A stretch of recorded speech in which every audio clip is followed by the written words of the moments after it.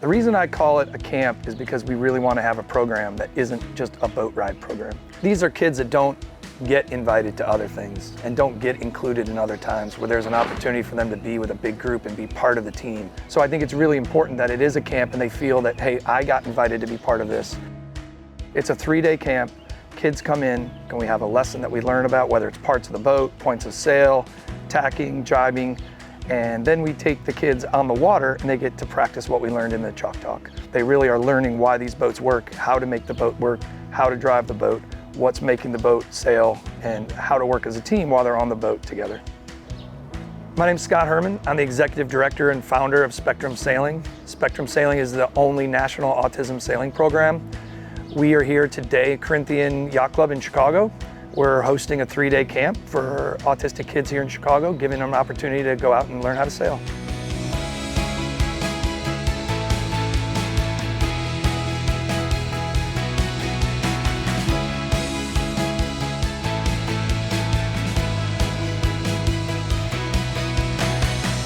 Six years ago, my wife and I relocated back to Charleston. And in Charleston, there's 5 sailing programs on the harbor.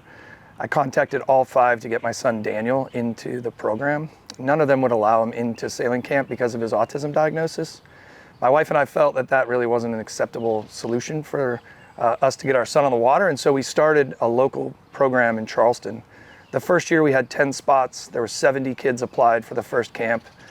We quickly realized that maybe we were onto something. We ran the camp in Charleston for the last 5 years. But last year, we decided to spin off Spectrum Sailing as its own 501c3 and take our program across the country. We were lucky enough to come here to Corinthian in our first year. We were also in Sarasota at the Sailing Squadron, and we had our camp in Charleston. So our first year, we had 60 kids through the program. This year, we are in 8 cities, and we'll have over 160 kids sail with us.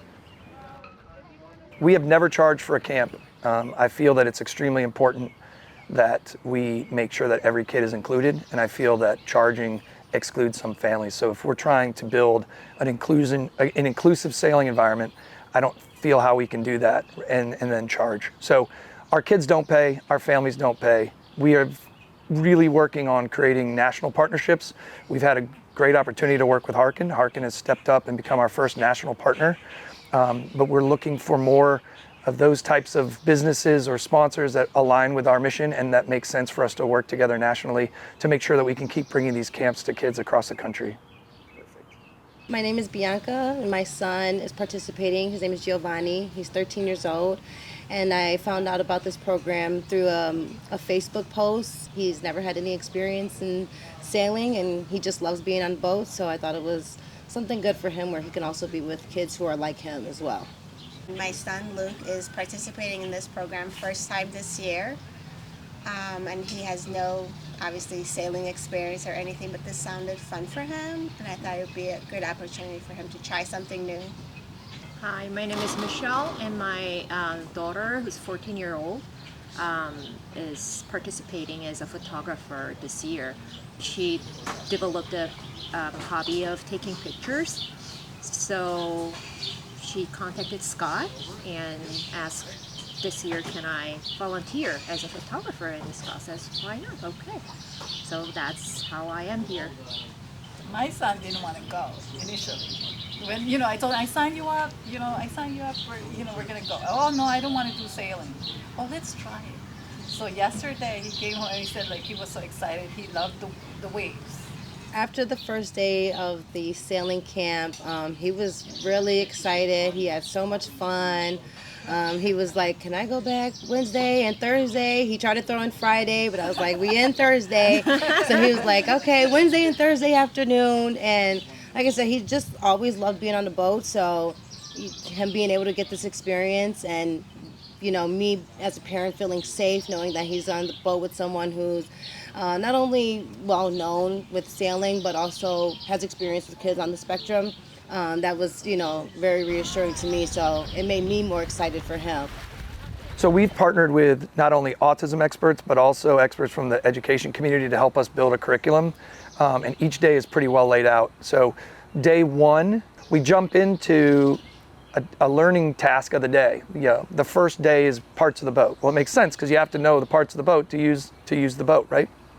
So we go over all the parts of the boat, the names of the boat, parts of the boat, and they learn it all, and then we go to the boat for the first time. A lot of times for these kids, it's the first time they've ever walked up to a boat. And we do that on purpose for parts of the boat there, because while we're on the dock, we can review what we learned on the chalkboard, but it also gives them a time to start feeling more comfortable standing next to the boat, standing on the dock, being together in our life jacket. And then we load the boats and we go out sailing on day one, and they have an opportunity to talk about the parts while they're out there. Of course, there's more things they're learning while they're sailing the boat, but we had that task for the day, and that's the one thing that we learned. Day two, we talk about the weather, and then we hop right into points of sail in the no-go zone. And so I think that's an important element of learning how to sail, where you can take the boat and how to make the boat go where you want it to go. And so that's day two. We then go out again, back to the boats, load the boats, and we sail that day, and we work on showing, okay, this is a run that we talked about, this is a broad reach, this is close hauled, and they get a chance to drive the boat in different points of sail and feel how the boat is different, and feel what happens when we go in the no-go zone, what happens as we do that, right? And then day three, we really get into talking about tacking. Now, they've already tacked most likely throughout that, and they understand what that is because the instructors covered that, but we look at it more from if we want to sail from here to here and here's the wind, how do we do that, right? And we talk about that on the chalkboard and really show it from a diagram standpoint. And then that day three is when we get out on the water, and hopefully by then, we're getting them all really involved with sailing the boat. And that's when we'll do the hot dog race or whatnot. So they have to aim for something and make the boat go around a mark, and they figure out how to make the boat actually work and do what they want it to do. You will see throughout the 3-day camp, not only do their sailing skills develop, but really it opens up their self-esteem. They really feel valued. We've created this safe space that they're allowed to come in here and be with peers. And the real development is not just in the sailing skills, but it's really on how they feel about themselves and what they feel that they can accomplish moving forward.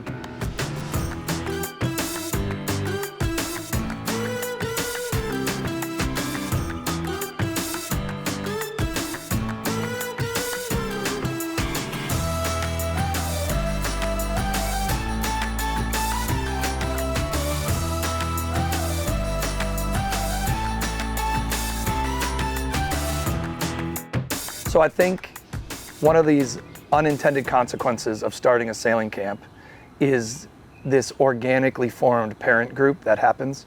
A lot of the kids come from pretty far away to our camp, so the parents don't have time to drive home in between, so often they stay. We sail in beautiful locations, so they get a beautiful spot to sit in, and the parents can get together and talk about, well, where are you getting your prescriptions filled? Where do you get your son's haircut?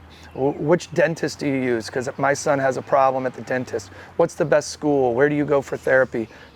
It's a great way for these parents to then get to have their own little group and talk about those things while they're here. Me and Gio are always together. If I'm signing him up for something, usually they're like a parent chaperone or something needs to be there.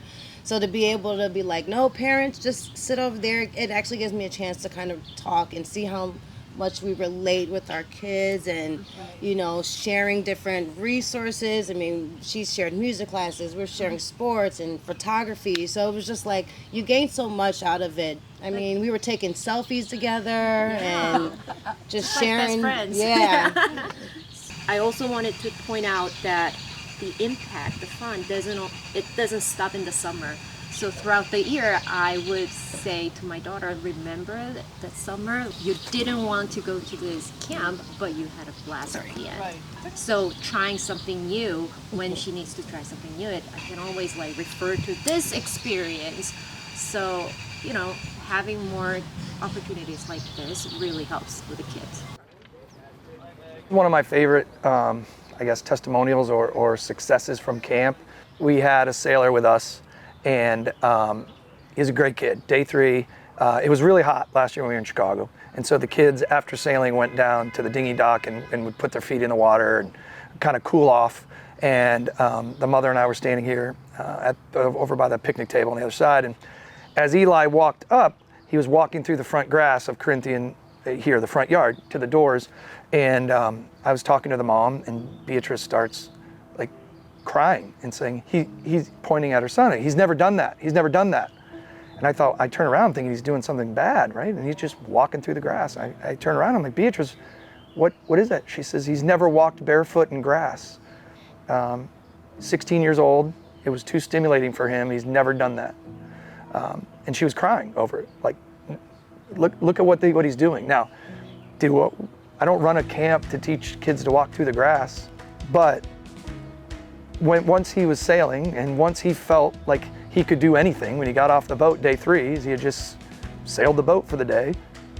That day walking through the grass didn't bother him, and it put him in a different place. And those are the types of stories and those are the types of things that come from sailing and from our camp that really aren't sailing related. But once you see those things and you see these kids from day 1 to day 3, it makes you realize, well, how can we not run this camp? How can we not continue to grow this and give these kids this chance? We really are trying to build a safe place for these kids. And I see these stories and see these kids be successful in things outside of sailing when they leave our camp. And deep down I feel it's because they finally feel like somebody cares and that they really can do anything once they learn to sail a boat.